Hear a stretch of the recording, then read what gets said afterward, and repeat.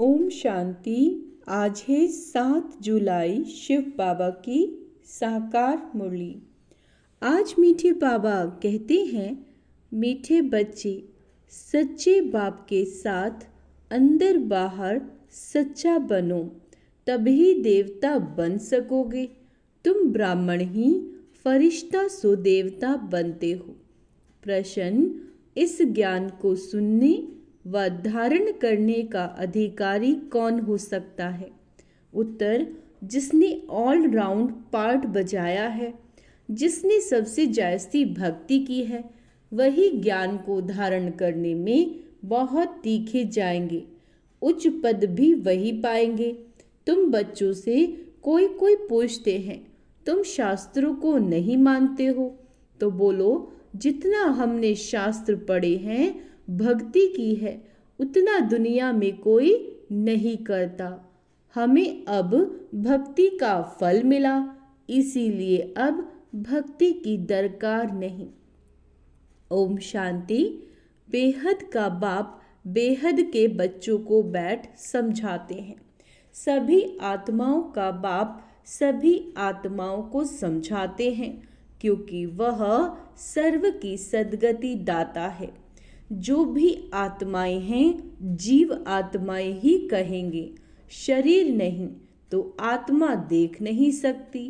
भल ड्रामा के प्लान अनुसार स्वर्ग की स्थापना बाप कर रहे हैं, परंतु बाप कहते हैं, मैं स्वर्ग को देखता नहीं। जिन्हों के लिए है वही देख सकते हैं। तुमको पढ़ाकर फिर मैं तो कोई शरीर धारण करता ही नहीं, तो बिगर शरीर देख कैसे सकूंगा? ऐसे नहीं जहां तहां मौजूद हूं, सब कुछ देखते हैं। नहीं, बाप सिर्फ देखते हैं तुम बच्चों को, जिनको गुलगुल फूल बनाकर याद की यात्रा सिखलाते हैं। योग अक्षर भक्ति का है। ज्ञान देने वाला एक ज्ञान का सागर है, उनको ही सद्गुरु कहा जाता है। बाकी सब है गुरु। सच बोलने वाला, सचखंड स्थापन करने वाला वही है।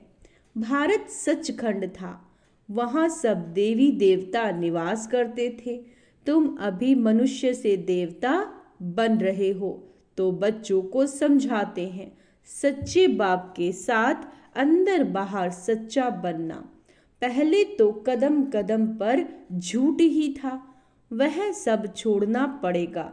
अगर स्वर्ग में उच्च पद पाना चाहते हो तो क्या कह रहे हैं बाबा? वह सब कुछ छोड़ना पड़ेगा। चाहते हो उच्च पद पाना चाहते हो, भल स्वर्ग में तो बहुत जाएंगे, परंतु बाप को जानकर भी विकर्मों को विनाश नहीं किया तो सजाए खाकर हिसाब किताब चुकतू करना पड़ेगा। अगर बाबा को जाना और विकर्म विनाश नहीं किए, जो पापों की गठरी सिर पे है ना, तो फिर क्या होगा? सजाए खाकर हिसाब किताब चुकतू करना पड़ेगा, फिर पद भी बहुत कम मिलेगा। राजधानी स्थापन हो रही है पुरुषोत्तम संगम युग पर।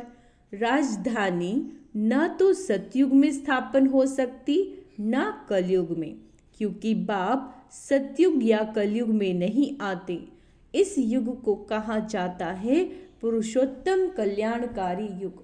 इसमें ही बाप आकर सबका कल्याण करते हैं। कलयुग के बाद सतयुग आना है, इसीलिए संगम युग भी जरूर चाहिए। बाप ने बताया, यह पतित पुरानी दुनिया है। गायन भी है, दूर देश का रहने वाला तो पराए देश में अपने बच्चे कहाँ से मिलेंगे? पराए देश में फिर पराए बच्चे ही मिलते हैं। उन्हों को अच्छी रीति समझाते हैं। मैं किस में प्रवेश करता हूँ, अपना भी परिचय देते हैं, और जिसमें प्रवेश करता हूँ उनको भी समझाता हूँ कि यह तुम्हारा बहुत जन्मों के अंत का जन्म है। कितना क्लियर है। अभी तुम यहाँ पुरुषार्थी हो, संपूर्ण पवित्र नहीं। संपूर्ण पवित्र को फरिश्ता कहा जाता है। जो पवित्र नहीं उनको पतित ही कहेंगे। फरिश्ता बनने के बाद फिर देवता बनते हैं। सूक्ष्म वतन में तुम संपूर्ण फरिश्ते देखते हो, उन्हों को फरिश्ता कहा जाता है। तो बाप समझाते हैं, बच्चे एक अल्फ को ही याद करना। अल्फ यानी माना बाबा, उनको अल्लाह भी कहते हैं। बच्चे समझ गए, बाप से वर्षा स्वर्ग का वर्षा मिलता है। स्वर्ग कैसे रचते हैं? याद की यात्रा और ज्ञान से। भक्ति में ज्ञान होता नहीं, ज्ञान सिर्फ एक ही बाप देते हैं, ब्राह्मणों को। ब्राह्मण चोटी है ना, अभी तुम ब्राह्मण हो, फिर बाजोली खेलेंगे। क्षत्रिय, इसको कहा जाता है विराट रूप। विराट रूप कोई ब्रह्मा विष्णु शंकर का नहीं कहेंगे, उसमें चोटी ब्राह्मण तो है नहीं। बाप ब्रह्मा तन में आते हैं, यह तो कोई जानता नहीं। ब्राह्मण कुल ही सर्वोत्तम कुल है, जबकि बाप आकर पढ़ाते हैं। बाप शूद्रों को तो नहीं पढ़ाएंगे ना, ब्राह्मणों को ही पढ़ाते हैं। पढ़ने में भी टाइम लगता है, राजधानी स्थापन होनी है। तुम ऊंचे ते उच्च पुरुषोत्तम बनो। नई दुनिया कौन रचेगा? बाप ही रचेगा ना, ये भूलो मत। माया तुमको भुलाती है, उनका तो धंधा ही ये है। ज्ञान में इतना इंटरफेयर नहीं करती जितना याद में करती है। आत्मा में बहुत किचड़ा भरा हुआ है, वह बाप की याद बिगर साफ हो ना सकी। योग अक्षर से बच्चे बहुत मूंझते हैं, कहते हैं बाबा हमारा योग नहीं लगता। वास्तव में योग अक्षर उन हठ योगियों का है। सन्यासी कहते ब्रह्म से योग लगाना है। अब ब्रह्म तत्व तो बहुत बड़ा लंबा चौड़ा है। जैसे आकाश में स्टार्स देखने में आते हैं, वैसे वहाँ भी छोटे छोटे स्टार मिसल आत्माएं हैं। वह है आसमान से पार, जहाँ सूर्य चांद की रोशनी नहीं, तो देखो कितनी छोटे छोटे रॉकेट तुम हो। तब बाबा कहते पहले पहले आत्मा का ज्ञान देना चाहिए, वह तो एक भगवान ही दे सकते हैं। ऐसे नहीं सिर्फ भगवान को नहीं जानते, परंतु आत्मा को भी नहीं जानते। इतनी छोटी सी आत्मा में 84 के चक्रों का अविनाशी पाठ भरा हुआ है। इसको ही कुदरत कहा जाता है, और कुछ नहीं कह सकते। आत्मा 84 का चक्र लगाती ही रहती है। हर 5000 वर्ष के बाद ये चक्र फिरता ही रहता है। ये ड्रामा में नूंद है। दुनिया अविनाशी है, कभी विनाश को नहीं पाती। वो लोग दिखाते हैं बड़ी प्रलय होती, फिर श्री कृष्ण अंगूठा चूसता हुआ पीपल के पत्ते पर आता है। बाबा कहते परंतु ऐसे कोई होता थोड़ी ही है, ये तो बेकायदे है। प्रलय महाप्रलय कभी होती नहीं। एक धर्म की स्थापना और अनेक धर्मों का विनाश चलता ही रहता है। इस समय मुख्य 3 धर्म हैं। यह तो अस्पिशियस संगम युग है। पुरानी दुनिया और नई दुनिया में रात दिन का फर्क है। कल नई दुनिया थी, आज पुरानी। कल की दुनिया में क्या था, यह तुम समझ सकते हो। जो जिस धर्म का है उस धर्म की ही स्थापना करते हैं। वो तो सिर्फ एक आते हैं, बहुत नहीं होते, फिर धीरे धीरे वृद्धि को पाते हैं। बाप कहते तुम बच्चों को कोई तकलीफ नहीं देता हूँ। बच्चों को तकलीफ कैसे देंगे? मोस्ट विलेविड बाप है ना, कहते हैं मैं तुम्हारा सदगति दाता, दुख हरता, सुख करता हूँ। याद भी मुझ एक को करते हैं। भक्ति मार्ग में क्या कर दिया है, कितनी मुझे गालियाँ देते हैं। कहते हैं गॉड इज वन, सृष्टि का चक्र भी एक ही है। ऐसे नहीं, आकाश में कोई दुनिया है, आकाश में स्टार्स हैं। मनुष्य तो समझते हैं एक एक स्टार में सृष्टि है, नीचे भी दुनिया है। ये सब है भक्ति मार्ग की बातें। ऊंचे ते उच्च भगवान एक है, कहते भी हैं सारी सृष्टि की आत्माएं तुम्हारे में पिरोई हुई हैं। यह जैसे माला है, इनको बेहद की रुद्रमाला भी कह सकते हैं।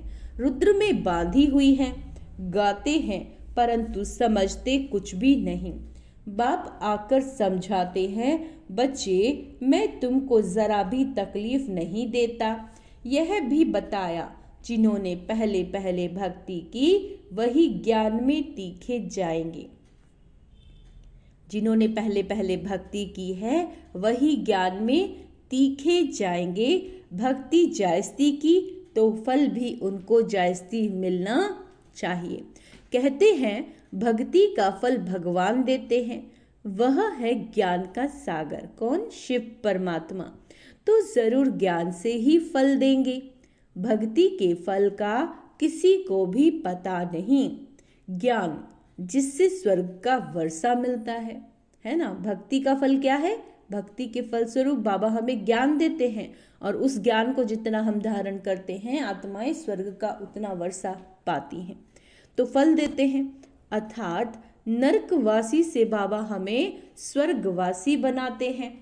एक बाप है, रावण का भी किसी को पता नहीं है। कहते भी हैं यह पुरानी दुनिया है। कब से पुरानी दुनिया है वो हिसाब नहीं लगा सकते। बाप है मनुष्य सृष्टि रूपी झाड़ का बीज रूप। सत्य है वह कभी विनाश नहीं होता। शिव बाबा इनको उल्टा झाड़ कहते हैं। बाप ऊपर में है, आत्माएं बाप को ऊपर देखकर बुलाती हैं आसमान की तरफ। शरीर तो नहीं बुला सकता। आत्मा तो एक शरीर से निकल दूसरे में चली जाती है। आत्मा न घटती न बढ़ती, न कभी मृत्यु को पाती। ये खेल बना हुआ है। सारी खेल के आदि मध्य अंत का राज बाप ने बताया है। आस्तिक भी बनाया, यह भी बताया कि इन लक्ष्मी नारायण में ये ज्ञान नहीं है। वहाँ तो आस्तिक नास्तिक का पता ही नहीं रहता। इस समय बाप ही अर्थ समझाते हैं। नास्तिक उनको कहा जाता है जो न बाप को, न रचना की आदि मध्य अंत को, न ड्यूरेशन को जानते। इस समय तुम आस्तिक बने हो। वहाँ ये बातें ही नहीं, खेल है ना। जो बात एक सेकंड में होती वह फिर दूसरे सेकंड में नहीं होती। ड्रामा में टिक टिक होती रहती है। जो पास्ट हुआ चक्र फिरता जाएगा। जैसे बाइस्कोप होता है, 2 घंटे या 3 घंटे बाद फिर वही हू बहू रिपीट होता है बाइस्कोप। मकान आदि तोड़ डालते हैं, फिर देखेंगे बना हुआ है, वही हू बहू रिपीट होता है। इसमें मूंझने की बात ही नहीं। मुख्य बात है आत्माओं का बाप परमात्मा है।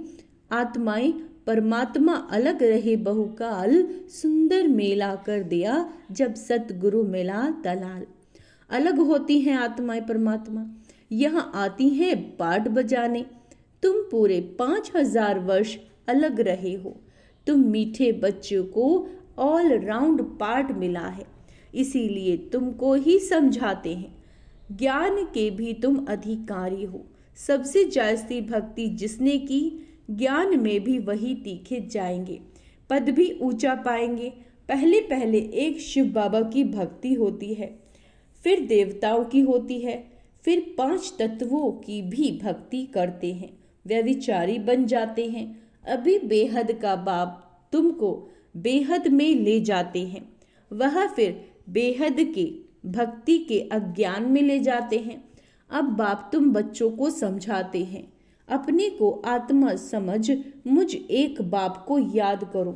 फिर भी यहाँ से बाहर जाने से माया भुला देती है।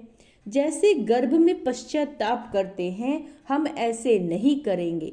बाहर आने से भूल जाते हैं। यहाँ भी ऐसे हैं, बाहर जाने से ही भूल जाते हैं। यह भूल और अभूल का खेल है। अभी तुम बाप के अडॉप्टेड बच्चे बने हो। शिव बाबा है ना, वह है सब आत्माओं का बेहद का बाप। बाप कितना दूर से आते हैं, उनका घर है परम धाम। परम धाम से आएंगे तो जरूर बच्चों के लिए सौगात लेकर आएंगे। हथेली पर बहिशत सौगात में ले आते हैं। बाप कहते हैं सेकंड में स्वर्ग की बादशाही लो, सिर्फ बाप को जानो, सभी आत्माओं का बाप तो है ना। कहते हैं मैं तुम्हारा बाप हूँ, मैं कैसे आता हूँ वह भी तुमको समझाता हूँ। मुझे रथ तो जरूर चाहिए। कौन सा रथ? कोई महात्मा का तो नहीं ले सकते। मनुष्य कहते हैं तुम ब्रह्मा को भगवान, ब्रह्मा को देवता कहते हो। अरे हम कहाँ कहते हैं? झाड़ के ऊपर एकदम अंत में खड़े हैं, जबकि झाड़ सारा तमो प्रधान है। ब्रह्मा भी वहां खड़ा है, तो बहुत जन्मों के अंत का जन्म हुआ ना।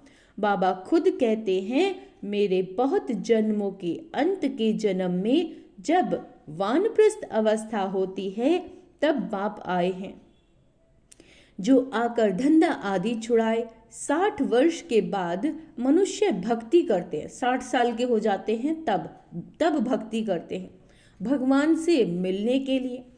बाप कहते हैं तुम सब मनुष्य मत पर थे, आज तक तुम मनुष्य की मत पर थे। अभी बाबा तुम्हें श्रीमत दे रहे हैं। शास्त्र लिखने वाले भी मनुष्य हैं। देवताएं तो लिखते नहीं न पढ़ते। सतयुग में शास्त्र होते नहीं, भक्ति ही नहीं होती। शास्त्रों में सब कर्म कांड लिखा हुआ है, यहाँ वह बात नहीं। तुम देखते हो बाबा ज्ञान देते हैं। भक्ति मार्ग में तो हमने शास्त्र बहुत पढ़े। कोई पूछे तुम वेद शास्त्र आदि को नहीं मानते हो? बोलो, जो भी मनुष्य मात्र हैं उनसे ज्यादा हम मानते हैं। शुरू से लेकर अव्यभिचारी भक्ति हमने शुरू की। अभी हमको ज्ञान मिला है, ज्ञान से सद्गति होती है। फिर हम भक्ति को क्या करेंगे? बाप कहते हैं बच्चे hear no evil, see no evil. बुरा मत देखो, सी नो इवल, है ना, बुरा मत सुनो। तो बाप कितना सिंपल रीति समझाते हैं। मीठे मीठे बच्चे अपने को आत्मा निश्चय करो। मैं आत्मा हूँ, वह कह देते अल्लाह हूँ। तुमको शिक्षा मिलती है मैं आत्मा हूँ, बाप का बच्चा हूँ। यही माया घड़ी घड़ी भुला देती है। देह अभिमानी होने से उल्टा काम होता है। जब सब खुद को देह समझते हैं तब सबसे क्या काम होते हैं? उल्टे काम होते हैं।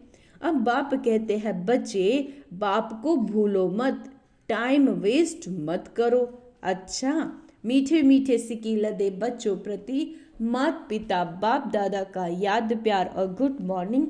रूहानी बाप की रूहानी बच्चों को नमस्ते। हम रूहानी बच्चों की रूहानी बाप दादा को याद प्यार गुड मॉर्निंग, नमस्ते मीठे बाबा, शुक्रिया बाबा, शुक्रिया। धारणा के लिए मुख्य सार।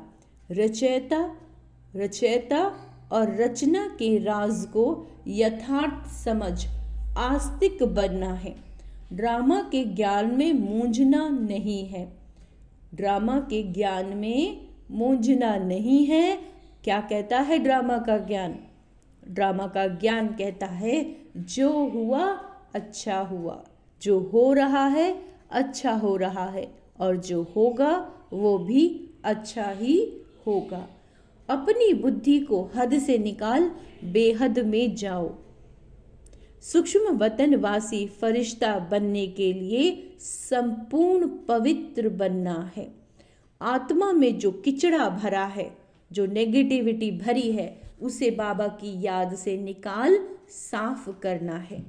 वरदान है ईश्वरीय रस का अनुभव कर एक रस स्थिति में स्थित रहने वाली श्रेष्ठ आत्मा भव। जो बच्चे ईश्वरीय रस का अनुभव कर लेते हैं उनको दुनिया के रस फीके लगते हैं। जब है ही एक रस मीठा तो एक ही तरफ अटेंशन जाएगा ना, सहज ही एक तरफ मन लग जाता है, मेहनत नहीं लगती। बाप का स्नेह, बाप की मदद, बाप का साथ, बाप द्वारा सर्व प्राप्तियां सहज एक रस स्थिति बना देती हैं। ऐसी एक रस स्थिति में स्थित रहने वाली आत्माएं ही श्रेष्ठ हैं। स्लोगन, किचड़े को समाकर रतन देना। किचड़े को समाकर रतन देना ही मास्टर सागर बनना है। अच्छा, ओम शांति। तो आज का स्वमान अभ्यास करेंगे। मैं मास्टर सागर हूँ। मैं श्रेष्ठ आत्मा हूँ। मैं संपूर्ण पवित्र आत्मा हूँ। ओम शांति।